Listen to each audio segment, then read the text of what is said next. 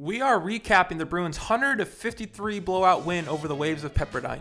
In this game, we saw Amari have a come-out party as he finished with 19 points and 4 assists. This game featured the Bruins going away from their two-man game featuring Hawkes and Tiger, and instead opted to attack the Waves' defense by running an array of ball screen actions known as Butler, Spain, and Brush. And we're going to break down how UCLA used each of those sets to attack the Waves, as well as cover what the Waves tried to accomplish offensively against the Bruins defense early on. But as the score would tell you, the Bruins were too much for the Waves. So without further ado, let's jump right into it. UCLA gets its first bucket of the game by running an iris and cut entry for Bailey. This action, of course, was a staple of the 76ers run to get AI the ball as he receives two cross screens across the free throw line as the play turns into Brad Stevens' famous Butler's lift ball screen action, where one big sets the ball screen with an empty corner, eliminating the weak side tag help. The opposite big is lifted on the perimeter as you can see Hawkes at the three-point line. This play then turns into a nice reversal and a handoff to Clark with the John Wooden duck by Bona, allowing Clark to feed the big, or in this case turn the corner without any contested big because of the steal by Bona. UCLA comes back to it again, as the empty corner ball screen is commonly run in the NBA for athletic type bigs who you can lob it to like DeAndre Jordan.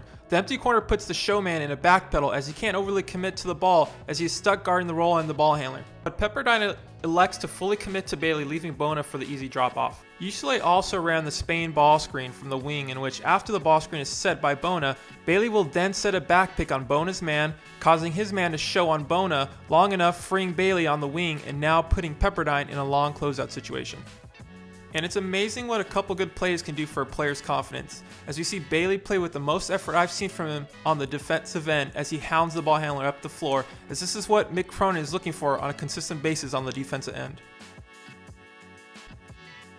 And then we saw little Bailey at the one as he makes the correct read as his man goes under the screen and the big is in drop coverage.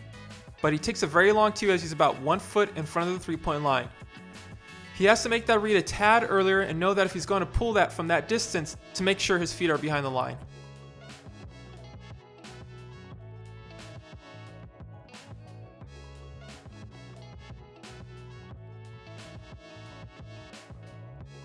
Here Bailey reads the missed tag, but Nuba mishandles it.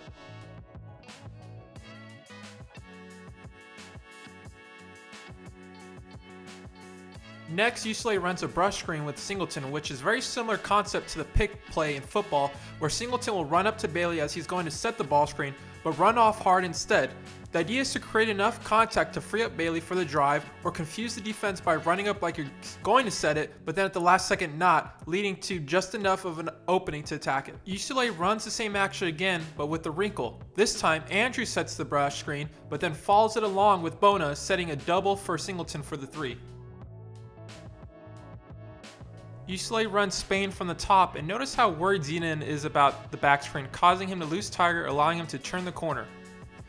Here Spain again ran, but Tiger misses the lob to Bona.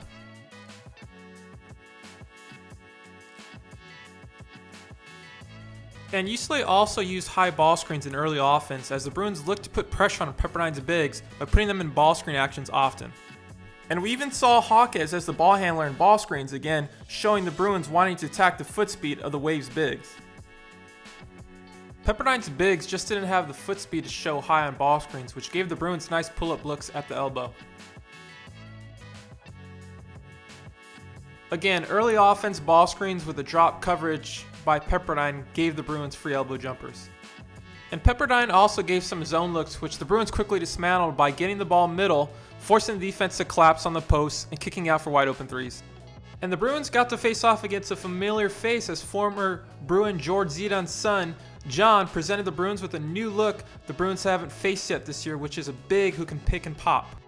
And the Waves used Zidon, using a lot of empty corner ball screen sets, giving him the space to pop.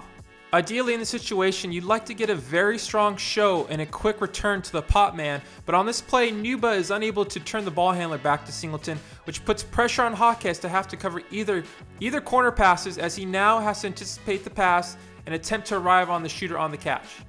Same action again, this time Nuba does a better job giving a better show while Clark is in the middle playing the pop and his man, but Nuba is able to contest the three, but Zidon knocks it down. But I can't stress enough just how difficult it is to guard this action with a team who has a big who can pop. Very difficult action to defend. The Waves again run the pop action with Zidane in transition this time with the corner filled, and Bailey does an excellent job of stunting and recovering to his man. The Bruins did have a few breakdowns in ball screen defense, such as Bailey getting stuck and not fighting hard enough to get through, and Bona is in drop coverage against a 42% three-point shooter on this possession. And then we get a late tag by Hawkes, which leads to the kick out by Zidane to Mallet for a three, which gave the Waves their only lead of the night. On this possession, the Bruins almost defend this ball screen perfectly. We get a great show by Bona, and Tiger tags the roller but then gets beat on the closeout. Next, Nuba shows too low on a 40% three-point shooter and gives up the three.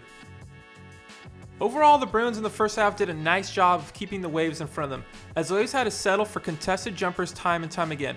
They did hit some tough perimeter shots early to start the game, but were unable to penetrate and get good looks inside the paint.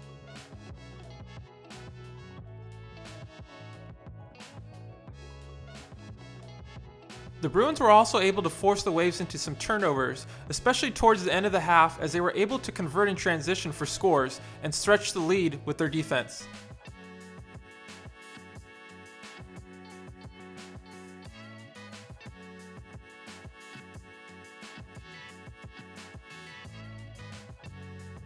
And on this amazing play, Hawkes steals it and then makes a beautiful behind the back pass ahead of Singleton for the break. And it was the same old story in the second half, as the Bruins continued to keep the Waves out of the paint, leaving them to take contested shots. And Amari Bailey continued to shine in the second half as well, showcasing some playmaking as he lobs it to Bona in transition and had his best shooting game as a Bruin yet. And once Bailey got going, Mick Cronin emphasized running Bailey off baseline down screens to get him the ball in the second half.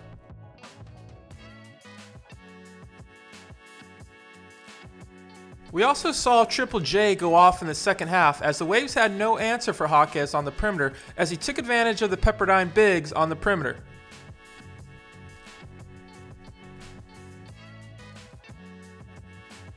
And the Bruins stretched the lead early in the second half, as it was clear the Waves just didn't have the guys to keep up with the Bruins.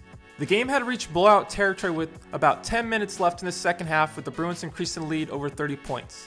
To summarize, UCLA's game plan offensively was to attack the foot speed of the Pepperdine bigs by putting them in constant ball screens early and often, which was evident by the early high ball screens set in transition, as well as the array of ball screen sets the Bruins ran against the Waves.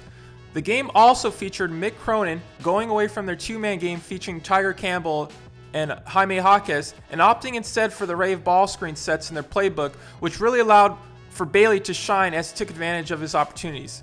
Pepperdine also struggled offensively against the Bruins defense, as they were unable to turn the corner on the Bruins and get to the basket, as they only finished the game with 16 points in the paint compared to UCLA's 42. They instead had to settle for contested perimeter shots, which they made early on but faded as the game wore on. The Bruins defense was also able to capitalize on the Waves turnovers, as they scored 28 points off of 17 Pepperdine turnovers. In my opinion, there's just not too much to take away from this game, as the Waves were just completely overmatched, but credit still needs to go to the Bruins for really blowing this one open in the second half. And lastly, I hope you enjoyed this breakdown, and thank you again for watching.